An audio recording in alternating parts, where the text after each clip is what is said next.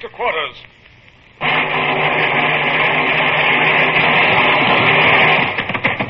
Run out the guns. Stand by the starboard battery. One broadside into her, if you please, Captain Bush.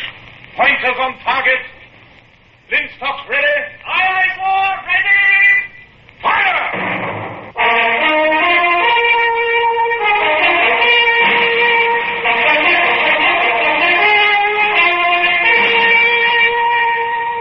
Presenting Michael Redgrave as C.S. Forrester's indomitable man of the sea, Horatio Hornblower.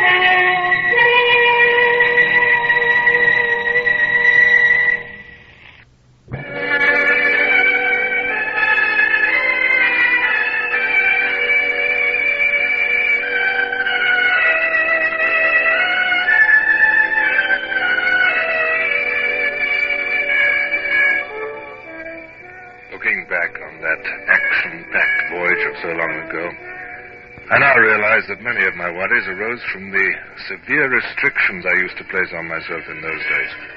My constant determination to appear strong and taciturn to my officers and men. My fear of showing the slightest unbending lest it be construed as weakness. These things imposed on me the strain of eternal vigilance. Yet, even without these unnatural restraints, there was enough on my mind. Although I never discussed my problems with Lieutenant Bush, he was aware of them. Stand down! Get there! Stand to points of the naval passage! And Land. I was as excited as everybody else appeared to be. Land, after 7 months at sea. I desired passionately to rush on deck, but I must appear imperturbable and confident to my crew. So I forced myself to cross my knees and sip coffee with an air of unconcern. Sir, Mr. Gerard sent me to tell you land's in sight on the larboard bow. Well, tell Mr. Gerard I shall come on deck when I finish my breakfast. Aye, aye, sir. Mr. Savage! Mr. Savage! Sir. I forgot to close my door, Mr. Savage, and please don't make so much noise on the companionway. Yes, sir. Very good, sir. By the way, what does the land look like? Looks like a burning mountain, sir. 2 burning mountains. Volcanoes, sir.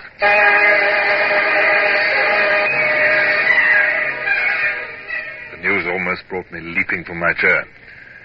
I called up a picture of the chart I had studied for so long in the privacy of my cabin. True, there were volcanoes all along this coast, and yet the entrance to the Gulf of Fonseca would undoubtedly be marked by 2 volcanoes. Was it possible that after 11 weeks out of sight of land, and after quarreling with my navigating officer, whom I considered a fool, that I'd made a perfect landfall? I rose, and remembering just in time to saunter, went on deck. What's all this? Has no one in the ship anything to do? Mr. Wood, I'll trouble you to send for the cooper and arrange for the filling of the water casks. Mr. Gerard, get the royals and stunsails off her. all hands on deck. I think I can see the smoke from the deck now, sir. Will you take my glass? I shall go to the fore-top-gallant masthead.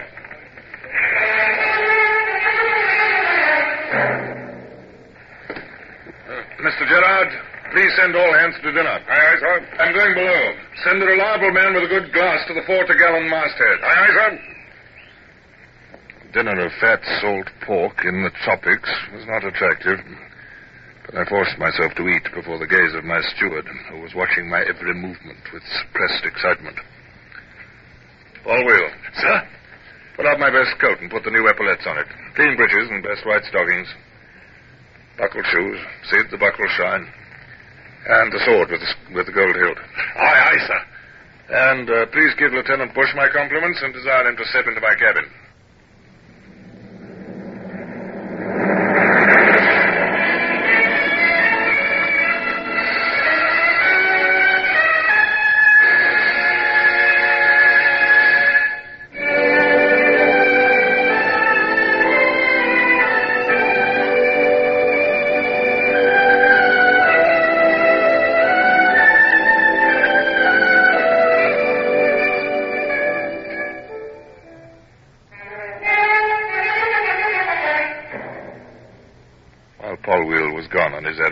I took from my desk the secret Admiralty orders and unfolded them once more. I knew them by heart, but I studied them again until Bush arrived. Come in. You wish to see me, sir? Please be seated, Mr. Bush. We've now reached the stage of this voyage when it's advisable that you should know the main provisions of our enterprise. Should anything untoward occur to me, you would thus be able to act accordingly. Very well, sir. Well, the first part of the orders covered our voyage so far. They required the utmost secrecy so that no hint could reach our Spanish enemy of the approach of a British frigate to the Pacific shores of her possessions. I was therefore entirely prohibited from coming within sight of land until arriving at the Gulf of Fonseca. Begging your pardon, sir, but I swear that order was penned by a landsman. It's not impossible. The order's been carried out, Mr. Bush. Well, only because you were in command, sir. If you'd let Crystal have his way last week, we'd have altered course and sailed slap into the Gulf of Panama and given the whole thing away. We'll confine ourselves to fact, Mr. Bush. On arrival at the Gulf of Fonseca, I am requested and required to form an alliance with Don Julian Alvarado, who's a large landowner here. Alliance, sir? With a Spaniard? Don Julian intends, with our help, to rise in rebellion against the Spanish monarchy, and I carry arms and ammunition for him. I'm to do all in my power to ensure the success of his rebellion. I am, if necessary, to present him with one or more guns from the ship, and also I carry 50,000 guineas in gold, which I may disperse if I consider the rebellion would fail without it.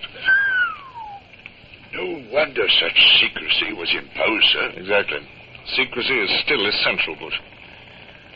There are other orders into which I cannot go at the moment, but I may add that the Spaniards are believed to maintain in these waters a two-decked ship of 50 guns. It's named the Natividad. And I am required to take, sink, burn, or destroy the Natividad at the first opportunity. Take a two-decker with 50 guns? With a 36-gun frigate? Battles have been fought and won against greater odds than that, Mr. Bush. I know, sir, but Whitehall takes advantage of it now. If we should lose such a battle, no excuse will be accepted.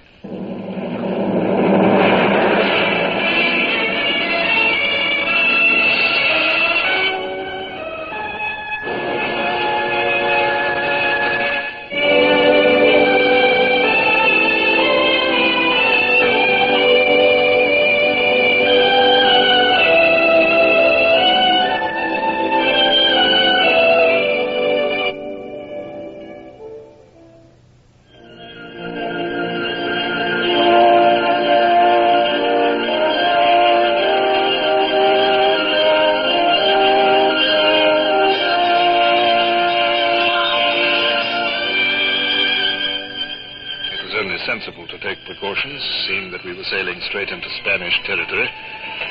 The guns' crews cast off the frappings of the breeches, tugged their tackles to draw the guns inboard, rammed home the powder and shot, depressed the muzzles, and ran the guns out through the open ports. Ship cleared for action, sir. 10 minutes, 21 seconds.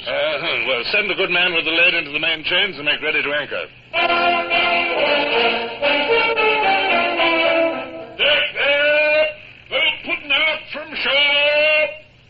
It was an open boat under 2 lateen sails and manned by half a dozen swarthy men. She hove to 50 yards away, and a voice hailed in Spanish. Owing to my 2 years of imprisonment in Spain, I was fortunately familiar with the language. Your commandant? Guardi Captain, si? Si, Captain Horatio Hornblower of His Britannic Majesty's frigate Lydia, at your service. Whom have I the pleasure of welcoming? Manuel Hernandez, Lieutenant General of El Supremo. The name El Supremo puzzled me. As near as it could be rendered into English, it meant the Almighty. It is not to El Supremo that my orders are addressed. Until lately, our Lord El Supremo was known to his men as His Excellency Don Julian Maria de Jesus de Alvarado y Montezuma. I see. Well, it is Don Julian I wish to see. El Supremo commands you to his presence.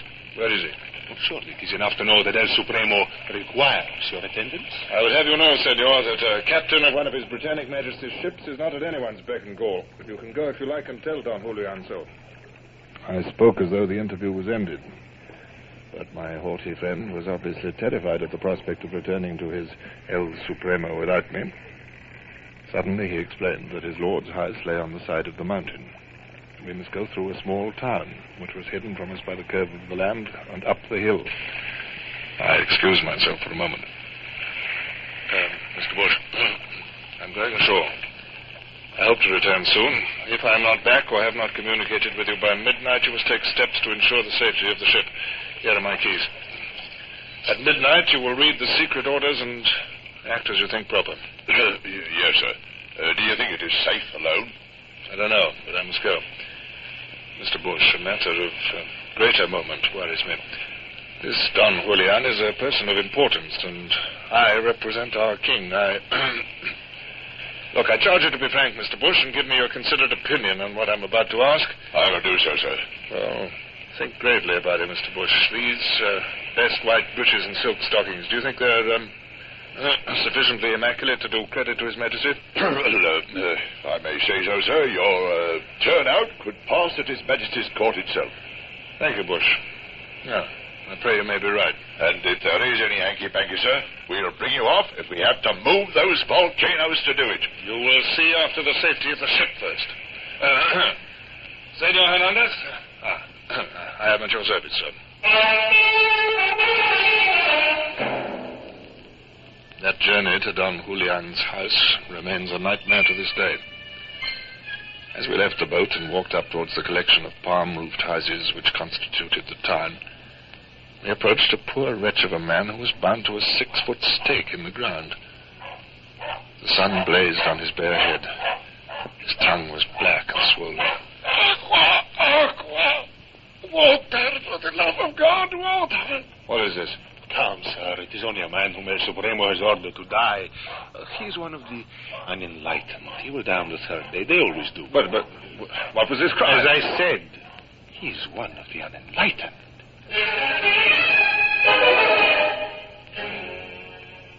Behold, senor, the house of El Supremo. I regarded my ruined stockings with dismay. The servants who surrounded us were dressed in the same mixture of finery and rags as Hernandez. One more splendid than the rest hurried towards us with a worried expression on his face. El Supremo has been kept waiting. Please come quickly. The door swung open to reveal a long room of glittering white. At its far end stood a treble dais, and in a canopied chair sat the man I had come half round the world to see. He didn't seem impressive, though Hernandez was cringing before him. A small, swarthy, fidgeting man with piercing black eyes and lank black hair. I suspected Indian blood mixed with his European ancestry. He wore a red coat laced with gold, a white stock, white breeches, and stockings with gold buckles. I was mightily ashamed of my own soiled apparel.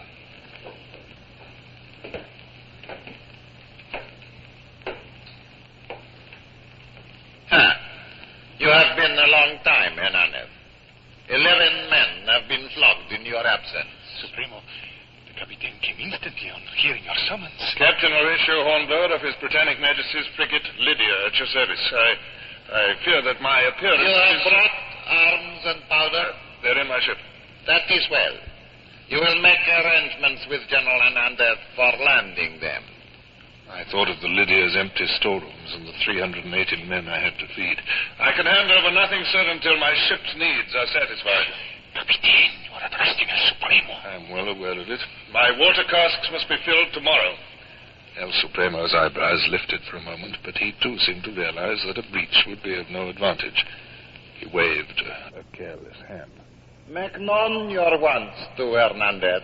He will see to it. There is a spring close to where we landed. Thank you. Besides water, I shall need 200 bullocks, 250 if they're small, and 500 pigs. 200 bullocks and 500 pigs? 200 fat bullocks. Also 100 quintals of salt, 40 tons of ship's bread, and if biscuit is unobtainable, I shall need the equivalent amount of flour, with ovens and fuel to bake it. The juice of 40,000 oranges, lemons, or limes, I can supply the casks. 10 tons of sugar, 5 tons of tobacco, a ton of coffee, and 20 tons of potatoes will suffice. But, Capitan, what you ask is impossible. General, see that the captain's wants are satisfied. Begin now. Certainly, Supremo. That is the only way to deal with such people. They are no better than beasts. You doubtless saw criminals suffering punishment on your way here? I did, many. Yes. They are incapable of understanding the simplest things. There are some who do not understand the obvious fact that my blood must be divine. They still cling to their old beliefs. My divinity, of course, is not a matter of opinion, but of fact. Your King George must have been delighted to hear that I had decided to act in concert with him. He desired me to assure you of his friendship. Of course. He would not presume further. The blood of his family cannot compare with that of an Alvarado. I find it satisfactory that you agree with me, Captain Hornblower. Oh, thank you. We will now discuss the plans for the extension of my empire.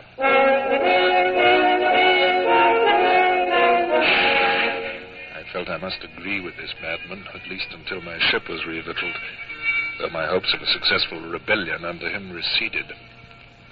He droned interminably on, explaining his divine origins. More recently, he said he'd sent a note to the Captain General of Nicaragua demanding that individual's submission.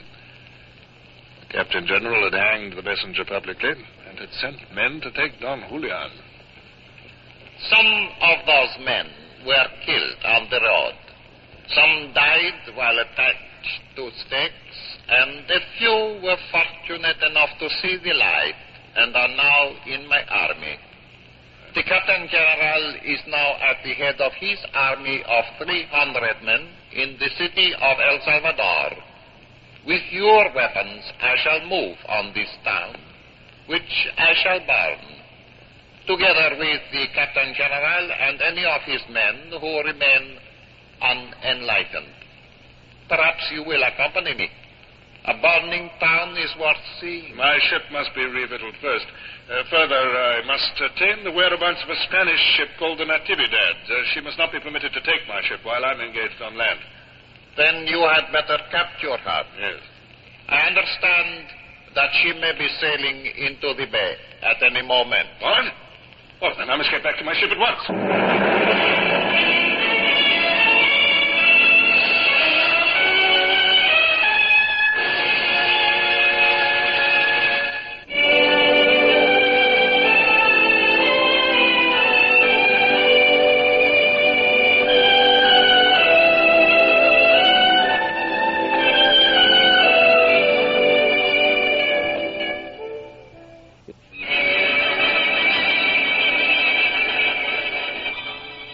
I left him there, a mad king upon an insubstantial throne. Again the horses, the escort, the mountain road, the moaning prisoners, and those who would moan no more. But this time under a young moon which showed the Lydia swinging to her anchor in the bay far below. My boat was waiting when we reached the strand. Heartily relieved to see you. Thank you, Mr. Bush. I hope you enjoyed your conversation with Don Julian, sir. We had some conversation. I have maintained all precautions on board against surprise, sir. Very good, Mr. Bush. I'm going below. Call me if there's anything to justify it. Aye, sir. Pardon me, sir. I wondered, I hope your dress proved suitable to the occasion, sir. I looked down at my white breeches, soiled and stained by the dirty saddle. Oh, thank you, Mr. Bush. My dress was well enough.